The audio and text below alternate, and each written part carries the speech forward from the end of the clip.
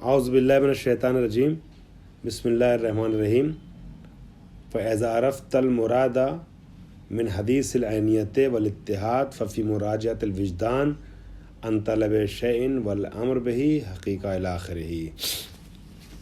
ہمارا درس یہ چل رہا تھا، بیچ میں مکمل نہیں ہو پائی تھی بات، اس کو مکمل کر لوں اس مرحلے میں۔ یہ جو گفتگو شروع کی تھی انہوں نے، فعلم ان الحق کما علیہ اہل الحق، یہ جو حق ہے وہ وہی نظریہ ہے جو اہل حق کا ہے، یعنی امامیہ کا اور معتزلہ کے ساتھ، اور کیا ہے اتحاد الطلب والارادہ کا ہے، کہ یہ دونوں جو ہے لفظ الگ الگ ہیں مگر ایک مفہوم رکھتے ہیں انسان اور بشر کی طریقے سے۔ ٹھیک ہے، اسی گفتگو کو آگے بڑھایا تھا انہوں نے اگلے صفحے پر، فرمایا احدہما فی الخارج یکون بضاء الاخر، ان میں سے جو ہے ایک دوسرے کے برابر ہوتے ہیں، خارج میں دونوں کا مصداق ایک ہی ہے، لفظ الگ الگ ہے مگر مصداق جیسے انسان و بشر کا ایک ہے ویسے ان دونوں کا بھی مصداق ایک ہے۔ بس جو فرق پڑ رہا تھا وہ یہ پڑ رہا تھا، انہوں نے بتایا تھا کہ انشائی اعتبار سے بھی اور حقیقی اعتبار سے بھی اور ذہنی اعتبار سے بھی تینوں سیم چیزیں ہیں، فرق صرف انصراف کے مرحلے میں ہے کہ جب طلب بولا جاتا ہے تو پہلے جو ہے وہ طلب حقیقی یا ارادہ حقیقی سے ذہن چلا جاتا ہے طلب انشائی کی طرف، اور جب ارادہ بولا جاتا ہے تو پہلے ارادہ حقیقی کی طرف ذہن اور طلب حقیقی کی طرف ذہن چلا جاتا ہے جو نفس کے اندر طلب ہوتی ہے۔ بس اتنا فرق ہے، ورنہ حقیقت میں دیکھا جائے گا تو دونوں چیزیں ایک ہیں۔ اسی کو بیان کرتے کرتے یہاں تک آئے تھے اور فرما رہے تھے کہ انصراف کے لحاظ سے دونوں کا فرق جو ہے یہ اظہر من الشمس ہے اور ابین من الامس ہے۔ پھر فرمایا جب آپ نے اس چیز کو پہچان لیا کہ حدیث عینیت کیا ہے، حدیث عینیت اور اتحاد، یعنی اتحاد اور عینیت سے ہماری مراد کیا ہے، اتحاد سے ہم کس چیز کا اتحاد کہہ رہے ہیں، تو اب آپ یہ جان ففی مراجعۃ الوجدان عند طلب الشیء والامر بہ، تو جب آپ وجدان کی طرف مراجعہ کریں گے، ٹھیک ہے، طلب کے سلسلے میں یا امر بالشیء، طلب شیء کے متعلق یا امر بالشیء کے متعلق، تو آپ کو ایک ہی حقیقت نظر آئے گی، یہ ٹھیک ہے، ایک حقیقت کافیہ دونوں سے نظر آئے گی۔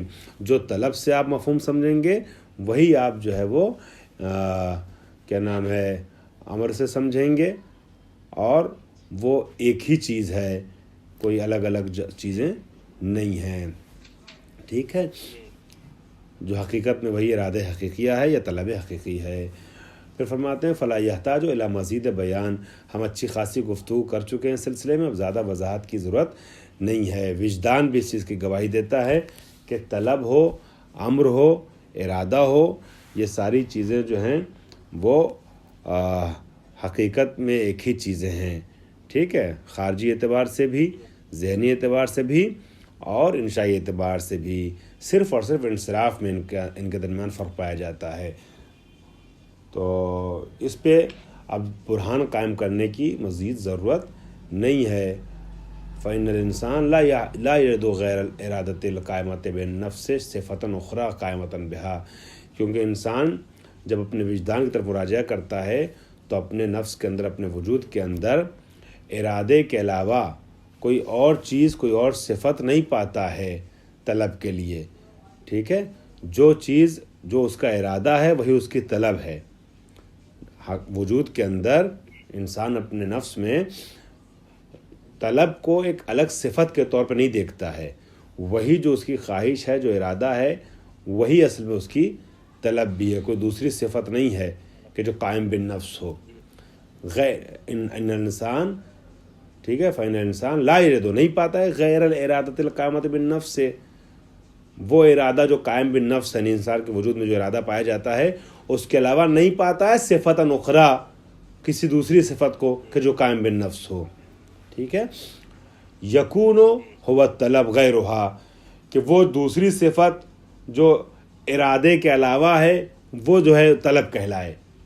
انسان کے نفس کے اندر، انسان کے ذات کے اندر ایک ایک چیز پائی جاتی ہے جس کو ارادہ کہتے ہیں، جو قائم بالنفس ہے، اس ارادے کے علاوہ کوئی دوسری چیز نہیں ہے کہ جس کو طلب کہا جا سکے، ٹھیک ہے، غیرھا، کہ جو اس ارادے کے علاوہ کوئی چیز ہو، سوا ما ہوا، ہاں اگر کوئی چیز پاتا بھی ہے اس ارادہ حقیقیہ کے علاوہ جو انسان کے نفس کے اندر ایک ارادہ پایا جاتا ہے، اس کے علاوہ اگر کوئی چیز پاتا بھی ہے تو بس اس کے مقدمات کو پاتا ہے.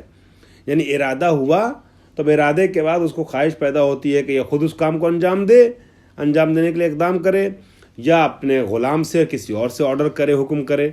اس کے انجام دینے کے لیے جو مقدمات فراہم کیے جانے چاہیے اس چیز کو بس اندر پاتا ہے. لیکن ایسا نہیں کہ طلب کے علاوہ وہ ارادے کے علاوہ کوئی اور چیز پاتا ہے جسے طلب کہا جائے. سوا ما ہوا مقدمتو تحققہا، ارادہ قائمہ بالنفس کے علاوہ کوئی چیز نہیں پاتا سوائے اس مقدمے کے کہ جس مقدمے کے ذریعے یہ مقدمات کے ذریعے سے اس ارادہ نفسانی کو انسان محقق کرنا چاہتا ہے. کب؟ عند خطور الشیء، کہ جب کوئی چیز اس کے دماغ میں آتی ہے، والمیل، اور جب رغبت ادھر پیدا ہوتی ہے، وہیجان الرغبت علیہ، شدت سے ادھر انسان راغب ہوتا ہے، وہ تصدیق کے لیے فائدہ ہی، اور جب وہ تصدیق کر لیتا ہے اس بات کی کہ اس کام کو انجام دینے میں فائدہ ہے. ٹھیک ہے، جس چیز کی بھی طلب ہو رہی ہے، پانی کی طلب ہو، گاڑی کی طلب ہو، اے سی کی طلب ہو، اس طلب کے متعلق اس کو رغبت پیدا ہوتی ہے اور اس کے فائدے کی تصدیق دماغ میں کرتا ہے، تو اس کے مقدمات فراہم کرنے کی کوشش کرتا ہے، اس کو انجام دینے کی، اس کو پریکٹیکلی اور عملی کرنے کی کوشش کرتا ہے اپنے ارادے کو. مگر جو ارادہ ہے وہی طلب ہے، ارادے کے علاوہ کوئی اور چیز اس کے وجود میں طلب کی شکل میں سامنے نہیں آتی ہے. وہو الجزم، اچھا اب یہ جس چیز کا ارادہ کر لیتا ہے اس کو کیا ہے؟ وہو الجزم، جزم ما، وہ جو مقدمات ہیں، مقدمات کے جن مقدمات کو انجام دے کر کے اپنے ارادے کو اور اپنی خواہش کو عملی جامہ پہنانا چاہتا ہے، وہ کیا چیز ہے؟ وہو الجزم بدفع ما یوجب توقفہ، وہ جزم کر لیتا ہے، مستحکم مصمم اپنے کو بناتا ہے، ارادہ کرتا ہے، ارادہ مصمم کہ دور کر دے گا اس چیز کو کہ جو چیز اس کے ارادے کے متوقف ہونے کا سبب بن جائے. یعنی انسان ہر اس چیز کو کہ جو ارادے کے محقق ہونے میں رکاوٹ بنتی ہے اس کو دور کرنے کے لیے مصمم ہو جاتا ہے، جزم کر لیتا ہے. ٹھیک ہے، ارادہ کر لیتا ہے.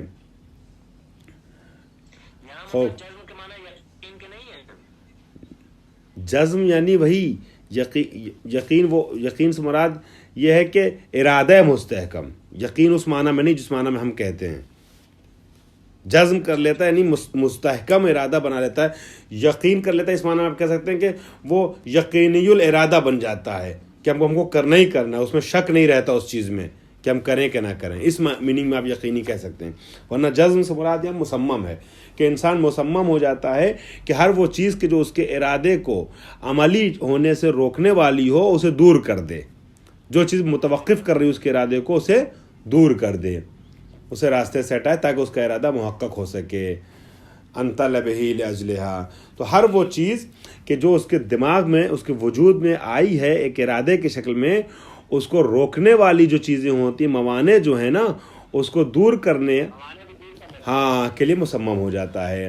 وبالجملہ، تو خلاصہ یہ ہوا ابھی تک کی گفتگو کے اوپر کہ انسان کے وجود کے اندر جو چیز ارادے کی شکل میں پیدا ہوتی ہے نا، اس کے علاوہ کوئی دوسری چیز نہیں آتی ہے کہ جس کو آپ طلب کہیں. جو طلب ہے وہی ارادہ، جو ارادہ ہے وہی طلب ہے. اب اگر پوچھا جائے، مثال کے طور پہ کسی سے سوال کیا جائے امتحان میں جیسے بھی کہ ارادے اور طلب میں کیا فرق ہے، کس اعتبار سے فرق ہے، تو جواب کیا ہوگا؟ کسی بھی اعتبار سے فرق نہیں ہے، نہ حقیقی لحاظ سے، نہ انشائی لحاظ سے، نہ ذہنی لحاظ سے. اگر فرق ہے تو بس و بس انصرافی لحاظ سے، مقام انصراف میں ہے. ٹھیک ہے، یعنی حقیقت میں جو طلب کا معنی ہے وہی ارادے کا ہے، ذہن میں جو طلب کا معنی ہے وہی ارادے کا ہے. تمام چیز، ہر چیز میں بس انصراف کے مرحلے میں یہ ہے کہ جب طلب بولا جاتا ہے تو پہلے دماغ انشاء کی طرف جاتا ہے، اور جب ارادہ بولا جاتا ہے پہلے ذہن جو ہے وہ قائم بالنفس جو خواہش ہے اس کی طرف جاتا ہے مقام انصراف میں. وبالجملہ، اور اب فرماتے ہیں بالجملہ یہ بات کہی جا سکتی ہے، کلی طور پہ بات کہی جا سکتی ہے. من جملہ کا مطلب یہ ہوتا ہے کہ مطلب اس میں سے بعض، جزئی طور پہ ہم یہ کہہ سکتے ہیں، اور بالجملہ یعنی کلی طور پہ کہہ سکتے ہیں، پورا، اوور آل. پورے طور پر کلی طور پر ہم یہ کہہ سکتے ہیں کہ لا یکادو. اب یہ جو مفہوم آپ کے ذہن میں بیٹھ گیا ہے نا، اگر وہ مفہوم آپ کے ذہن میں چلتا رہے ساتھ میں ہمارے، تو یہ عبارت آپ کے لیے آسان ہے ورنہ مشکل ہے. جو اوپر باتیں بیان کر چکے ہیں انہی باتوں کو دوسرے لفظوں میں بیان کر رہے ہیں. بالجملہ کلی طور پہ کیا کہا جا سکتا ہے؟ لا یکادو یعنی نزدیک ہے، نزدیک نہیں، یکادو یعنی نزدیک ہے، لا یکادو یعنی نزدیک نہیں ہے. لا یکادو یکونو غیر الصفات معروفت والارادت ہناک صفات اخرى قائمۃ بہا یعنی بالنفس. کلی طور پہ یہ کہا جا سکتا ہے کہ لا یکادو یعنی نہیں ہے، یکادو اگر ہوتا تو ہے، لا یکادو یعنی نہیں ہے، نزدیک نہیں مطلب نہیں ہے. افعال مقاربہ میں سے نا یکادو کادا سے، تو یہاں مراد نہیں ہے کا معنی نکلے گا. کہ بالجملہ یہ کہہ سکتے ہیں کہ وہ جو قائم بالنفس جو چیز ہے نا ارادہ، اس کے علاوہ کوئی چیز یہاں پر نہیں ہے. لا یکاد یکون غیر الصفات المعروفۃ والارادۃ، وہ صفات معروفہ جو خواہش کے وقت ابھر کے دماغ میں آتی ہے، ذہن میں آتی ہے، وجود میں آتی ہے، جس کو الگ الگ لفظوں سے تعبیر کرتے ہیں، جس کو ارادہ کہتے ہیں، اس کے علاوہ ہناکا یعنی یہاں پر کوئی اور چیز نہیں ہے، صفات اخرى قائمۃ بہا کہ جو قائم بالنفس ہو. ارادے کے علاوہ کوئی اور خواہش یہاں پر نہیں ہے کہ یکون ہو طلب، جس کو آپ طلب کہہ سکیں. ہاں، جس کو آپ طلب کہہ سکیں، ایسا نہیں ہے. ٹھیک ہے. خوب، اس کے بعد آئیے پھر فرماتے ہیں کہ فلا محیصہ عن اتحاد. محیصہ کے بعد جو ہے الا، بعض کتابوں میں آپ کے الا ہے کہ نہیں ہے نا. فلا محیصہ الا عن اتحاد الارادۃ والطلب. ٹھیک ہے. اب اس کے علاوہ کوئی چارہ نہیں ہے کہ آپ تسلیم کیجئے کہ ارادہ اور طلب جو ہے وہ کیا ہیں، دونوں ایک ہیں. احسن، اتحاد. وَأَن يَكُونَ ذَلِكَ الشَّوْقُ الْمُؤَكَّدُ الْمُسْتَتْبَعُ لِتَحْرِيكِ الْعُضَلَاتِ فِي إِرَادَةِ فِعْلِهِ بِالْمُبَاشَرَةِ. ٹھیک ہے. اور وہی وہ چیز ہے، یہی ارادہ وہ چیز ہے کہ جو انسان کے اندر ایک شوق ایجاد کرتی ہے. اور انسان عضلات کہتے ہیں انسان کے جو اپنا مطلب جو ہے وہ چیزیں انسان کے اعضائے روانی، ٹھیک ہے، نفسیاتی چیزیں کہ جہاں سے خواہشات ابھر کے سامنے آتی ہیں. اس کا تعلق انسان کے جسم سے ہے.